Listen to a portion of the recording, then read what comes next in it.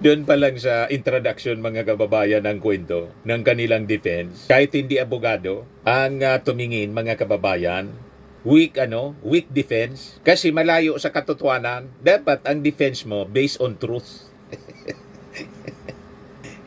Public knowledge naman po kung ano yung nangyari. Full coverage yung mainstream media. Naka-live sa television, naka-live sa social media. At binasahan mga kababayan ng warrant of arrest saka ng Miranda rights mga kababayan. Yung warrant of arrest galing sa ICC, sinerve ng local authorities through Interpol. Napakalinaw yun.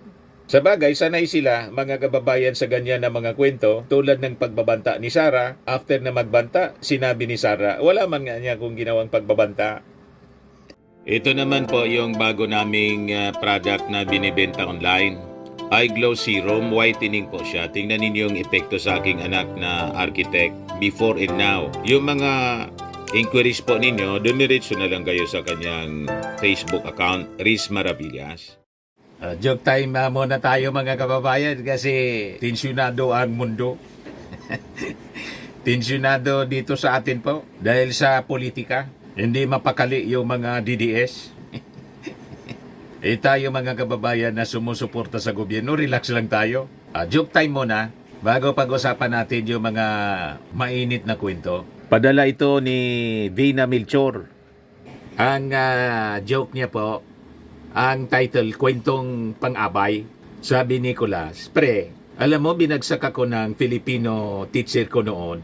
Sabi ng kumparing si Baste, bakit naman pre? Sabi ni Nicolas, sabi kasi ng teacher ko noon, magbigay daw ako ng halimbawa ng pang-abay. Yung subject Filipino po eh. Di, anya ginawa mo pre? Kinaumagaan anya, nagdala ako ng barong at gown. Nagalit niya si teacher. Kaya bagsak siya sa Filipino subject. Hinihingan mga kababayan ng alimbawa ng pang-abay. Ang dinala, barong at gown. Pang-abay sa kasal pala. Matik na, 200 pesos. Padala mo na lang yung GCash number mo. Kasali ka na rin sa raffle draw. Monthly raffle, 5,000 yung price. Yung hindi mabobonot po, sa December, kasali kayo sa grand draw. 10,000 po yung grand prize natin. Share lang po ninyo ng share nitong ating video po. At kung hindi pa kayo nakasubscribe, mag-subscribe na po kayo. Lalo yung mga Marcos loyalists para malabanan natin po yung pagkalat ng fake news. Yun ang pakiusap natin. Contribution ninyo ng mga Marcos loyalists to protect the president sa mga misinformation, disinformation, and malinformation. Madaling sabi, fake news. Like and share ninyo ang mga videos natin. Hindi lang po ako, lahat ng mga Marcos supporters, ng mga vloggers, i-subscribe po ninyo para hindi kayo nalilito. Huwag kayong nakikinig po sa mga DDS vloggers kasi santambak silang mga fake news. Niloloko po kayo para magalit sa gobyerno. Very selfish po yung kanilang pinaglalaban. Yung mga kamalian nila mga kababayan, patong-patong, pinagtatakpan sa pamamagitan ng mga kwentong kasinungalingan. Pati yung pag-surrender ng ating gobyerno po sa Interpol, ginawang kidnapping. Ang akala nila mga kababayan, sa pag-label, yan ang narrative ng kampo ng mga Duterte. Sa pag-label ng pag-surrender ng ating gobyerno sa Interpol kay Digong, sa pagtawag na kidnapping daw, makakatulong yon para ma-release, makauwi si Digong. Sa totoo lang, lalo ninyong dinidiin sa ganyang narrative ang inyong kliyente. Ang inyong leader. Ito yung mga balita, mga kababayan na based on lies. Yan sabi dito sa report ng abogado.com.ph, Duterte Kids, Rodi's arrest was a Philippine government operation, not ICC or Interpol. Ang pinalalabas nila sa buhatan ng Marcos administration, pinalalabas nila politika. Sabi natin, paano maging politika na wala pa sa Panguluhan ang ating Pangulong Bongbong Marcos? Kinaso na si Digong Ang nagkaso po si Trillanes. 2017 ang tumulong sa kaso sa ICC si Trillanes. Tinulungan niya yung mga complainants, private complainants. Kasi tingin po ng mga private complainants, mga kababayan, hindi sila makakakuha ng hustisya. Walang investigasyon na ginawa. Yung DOJ, panahon ni Digong, magkakasabwat.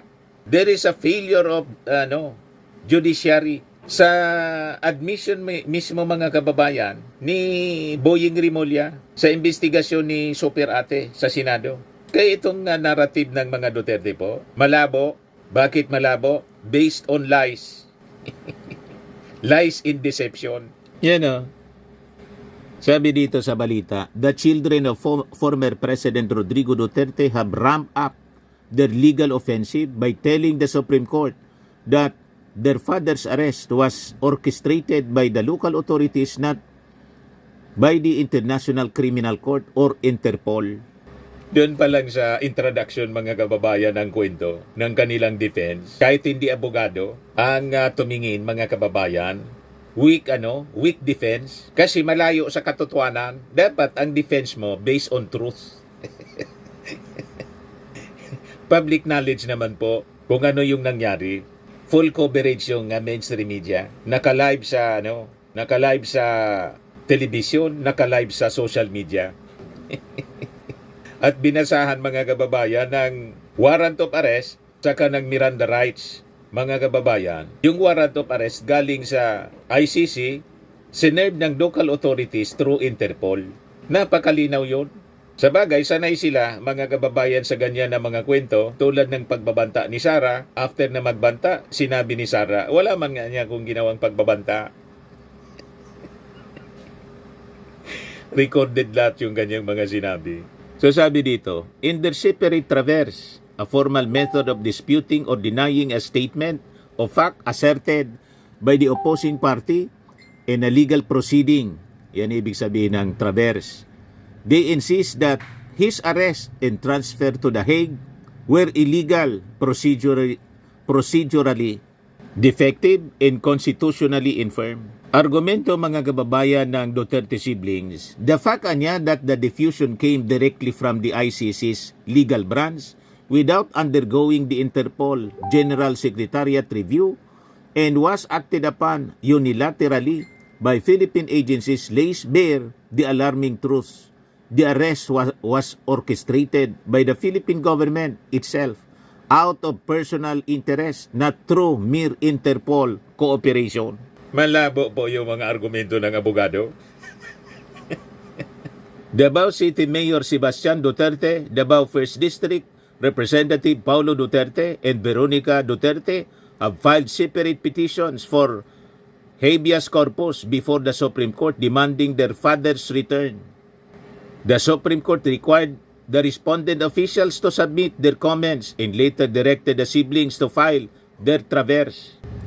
Argumento nila mga kababayan na yung Interpol diffusion niya is merely a request for information sharing and does not carry the same legal weights as a red notice which undergoes a stricter review process. Iawak na po ng awak ni General Torre yung warrant of arrest. Napakalinaw at sabi ng mga legal experts sa international law, malabo na niya kasi nasa kamay na ng dahig ng ICC. Si Digong, wala mang kapangyarihan ang Supreme Court over the ICC. O ngayon, yung narrative nilang kidnapping ang ginawa ng gobyerno sa kanang Interpol ICC. Sinagot ni Boying Rimulya, DOJ Secretary. Sabi ni Boying Rimulya, walang kidnapping, just semantic anya bias sa physiology mula sa kampo ni Digong. Madaling sabi, tawag lang nila base sa bias ng mga pananalita o description ng mga pangyayari. Yan ang tawag mga kababayan ni Boying. Kasi malinaw po na walang kidnapping. Saan ka nakakitang kidnapping mga kababayan? Binasahan ng Miranda rights. Tapos, pinakita pa, present mga kababayan mismo, yung warrant of arrest issued by ICC. And it was confirmed by ICC na nagpalabas sila mga kababayan ng warrant of arrest. Kaya nga, inignore na lang yung mga statement na to, katulad na statement, doon sa pre-trial hearing. Yun ang narrative ni Mijaldea. Hindi man po pinansin ng mga judges. Yes. Ang ibig sabihin, nonsense. Sabi ni Boyeng Rimulya, there's nothing illegal in what happened. Nothing. I think we were able to provide the legal basis for everything that happened on March 11, defending the government's actions as fully compliant with legal and judicial processes. Kaya malamang sa malamang mga kababayan, lahat ng petisyon nila ibabasura lang. Yan ang paniwala ng ating gobyerno. Kasi nga po, ang narrative nila based on lies and deception, pag ganyan po, wala talaga. It will not hold water. Sabi nga po, lies and deceptions might be the quickest way to gain little things, but they have an expiration date. And in the end, everything comes to light. Eventually, trust dies. And when it does so forever. Kaya nakita ninyo mga kababayan, yung mga kwento ng mga Duterte based on lies and deception. Kaya po, mabilis yung mga consequences ng kanilang mga kasinungalingan and deception. At patuloy na nawawala na yung tiwala ng ating mga mamamayang Pilipino sa kanila. Kaya nga po sa survey, 18% na lang yung supporters nila, 36% yung Marcos. At malamang sa mga susunod na mga surveys, lalong bubulusok yan habang nasusunog yung kanilang mga kasinungalingan sa paglabas ng katotohanan. Yan sabi sa Proverbs 16:28, sabi ni King Solomon, a perverse person stirs up conflict and gossip separates close friends. Ang translation po ng perverse person, yung mga baliw. Mga baliw ang mga ginagawa, kabaliwan. Kung hindi naman po kabaliwan yung ginawa ni Digong ng mga Duterte, matutrouble ba sila sa ganyang uri ng problema? Napakalaking problema. So nasira lahat yung kanilang politika. Si Digong na kandidato for mayor, malabo nang makabalik. So malamang sa malamang, si Carlo Nograles na po ang iboboto ng mga taga Davao. Si Pulong Duterte nag-travel 17 countries. Babalik siya 2 days before election. Ibig sabihin, wala na siyang planong mangampanya. At malamang sa malamang, sabi ng mga observer, hindi na babalik si Pulong, kundi maghanap na po ng bansa kung saan pwede silang mag-asylum. Si Sara Duterte, mga kababayan, sira na rin yung kanyang political career dahil siya po na-impeach at malamang makonvict. Other than yung mga kaso pa niya kriminal na nakabinbin, mga kababayan, yung pagbabanta laban sa ating Pangulo. So yung pangarap, mga kababayan, ng mga DDS ni Sara mismo, ng mga Duterte, na another Duterte ang umupo sa Palasyo Malacanang, dumilim na po ng tuluyan. Ang dahilan, sila man lang po, walang ibang sisisihin kundi sila sa mga maling aksyon na kanila pong ginawa. Isang malaking kabaliwan ang kanilang ginawa, mga kababayan. Tulad na sinabi ni King Solomon, a perverse person stirs up conflict and a gossip separate close friends. Yan ang warning ng ating Panginoon. The Lord detests lying lips, but He delights in people who are trustworthy. Sabi sa 1 Peter 3, verse 10 to 11, for whoever would love life and see good days must keep their tongue from evil and their lips from deceitful speech. They must turn from evil and do good. They must seek peace and pursue it. Ayan ang pakinggan po ninyo, mga OFWs. Huwag makisali po dito sa gulo. Kung ako sa inyo, manahimik na lang kayo kaysa magsagawa ng zero remittance. Nag-warning na si GPA, si Juan Ponce Enrile. May konsekwensya niya yung mga aksyon. Yan. If such advice is followed by some OFWs, what will happen should Congress, for instance, retaliate and cancel or also suspend the tax privileges of the OFWs that follow the advice?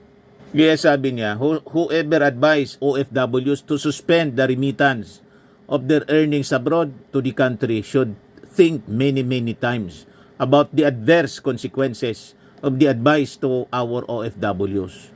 As I said before, for every action, there will always a possible counter-action. Nakikita ninyo, dahil sa mga aksyon ng mga Duterte, nang mag-counter-action yung gobyerno, ito yung inabot nila. Si Sara na-impeach, si Digong na-arrest ng Interpol, si Pulong kailangan niyang maganap ng sabi ng mga observers, wala man lang nila. Baka hindi na niya bumalik si Pulong. Maghanap na ng bansa, pwede silang mag-seek ng asylum. You see, nasira yung buhay po dahil sa kanilang mga aksyon.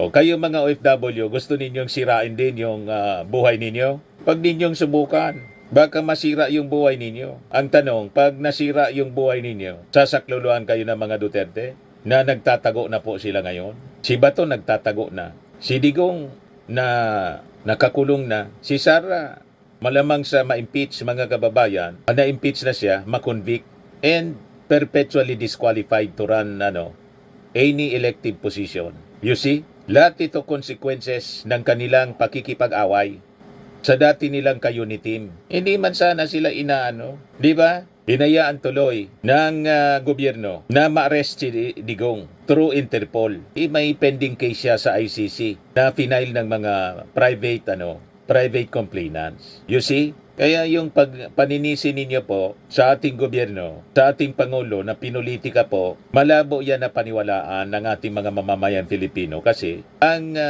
dahilan kung bakit na kulong sa ICC si Digong dahil sa kanyang kaso na final ng mga private complainants 2017 pa, walang kinalaman sa pag-file ng kaso yung present administration.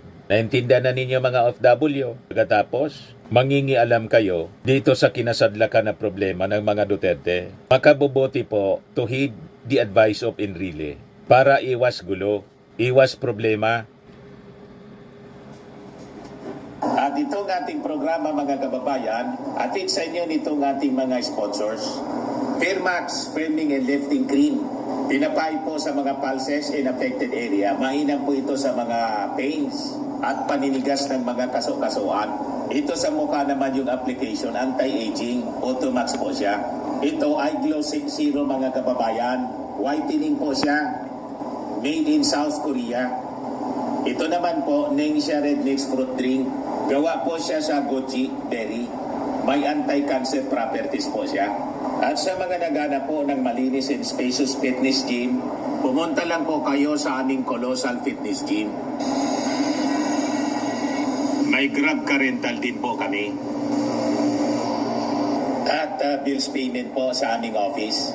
At saka sa mga mahilig po sa mga imported bags, manood po kayo sa live selling ni Madam Aileen Rosales sa kanyang Aileen Closet po. Pati mga shoes, ito yung kanya po. Ito yung kanyang page. Kita ninyo, napakagandang mga online selling po siya. Si Madam Aileen Rosales. Cellphone number niya po, 773-798-7816.